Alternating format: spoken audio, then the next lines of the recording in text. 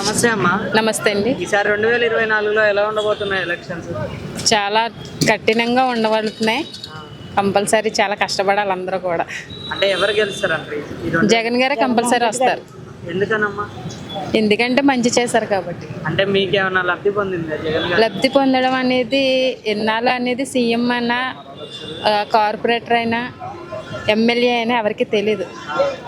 ఈసారి అయితే మట్టుకు మాలో ఒక సమానంగా మాతో సమానంగా ఎమ్మెల్యే అని కూడా చూడకుండా మాకు అందరికీ కూడా సమానంగా కనబడడం కానీ అడిగి మాకు లేని అసలు మీకు ఏం లోటు ఉంది ఏంటి అని అడగడం కానీ ఏదైనా సరే చాలా బాగా చేయడం జరిగింది. అంటే మీకు ఏమైనా పథకాలు అందినాయా?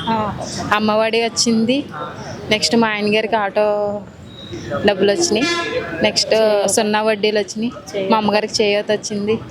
మా నాన్నగారికి పింఛనీ వచ్చింది. అన్నీ జరిగి బాగా ఈ పథకాలు ఇచ్చి జనాన్ని సోమరిపోతులు చేస్తారని చంద్రబాబు అంటారు. అలా ఏం లేదు. అలా ఏం మాటలు చెప్పడంలో వేరు, చేయడం వేరు. ఈయన చెప్పడం కన్నా చేసి చూపించారు.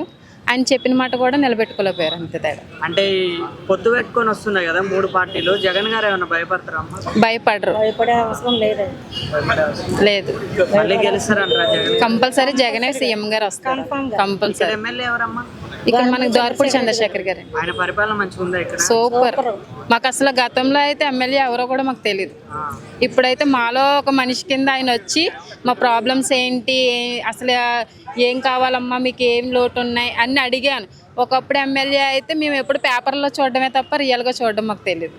మళ్ళా గెలుస్తారంటారు జగన్? కంపల్సరీ మా ఎమ్మెల్యే గారు వస్తారు. అలాగే జగన్ గారు మోహన్ గారు ఎంసీఎం గారు వస్తారు.